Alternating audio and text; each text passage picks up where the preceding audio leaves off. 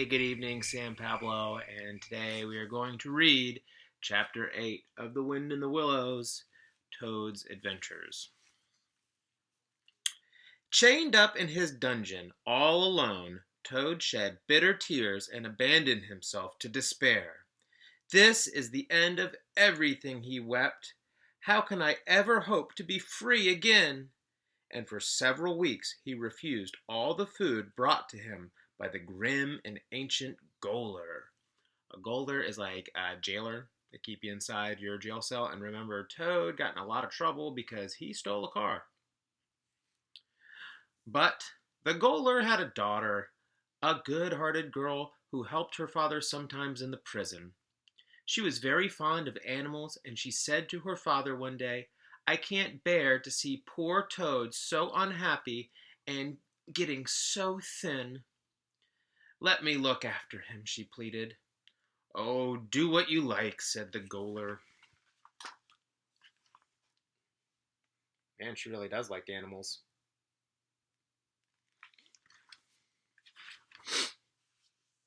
So that very day the gaoler's daughter went to see Toad, to talk to him and to tempt him with food. At first he would not be comforted, but when she brought him tea and very thick, hot buttered toast, he started eating again. And they had many interesting talks together. So she told him that she had an elderly aunt who was the washerwoman at the prison.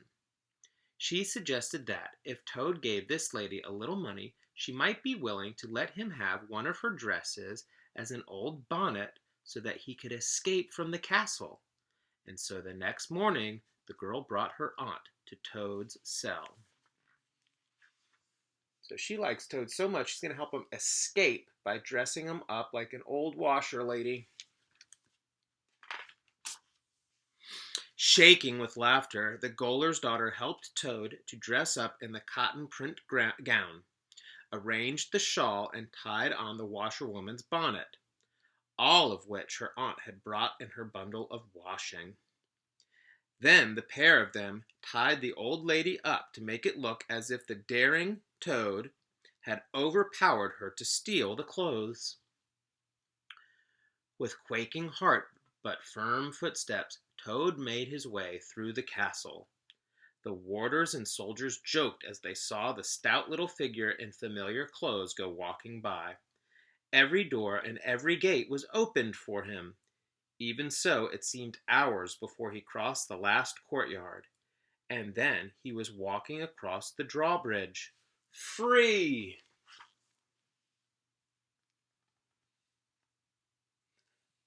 I like how they even thought to tie up the old washerwoman so it looks like he did it all on his own, and now no one's the wiser, right? Dizzy with the success of his daring exploit, Toad made his way to the railway station.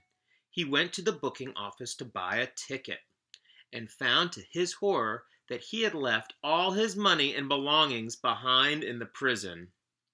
He pleaded with the booking clerk, but he was pushed out of the way. In despair again, he wandered down the platform to where the train was waiting. He told the engine driver all his troubles. Luckily, the engine driver was a very kind man. He told the poor washerwoman that if she washed a few shirts for him, she could have a lift in his cab. So they don't mean like a cab, like a taxi cab, a cab as in like a compartment on the train.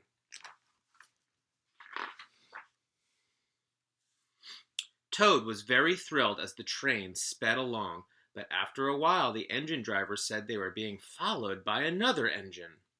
"And it's crowded with warders and policemen," he exclaimed. So he slowed down enough for Toad to jump off as they passed through a thick wood. He rolled down an embankment and scrambled into the wood. He watched his train get up speed again and disappear. Then the pursuing engine roared past, everybody shouting, "Stop! Stop!" Toad had a hearty laugh for the first time since he was thrown into prison.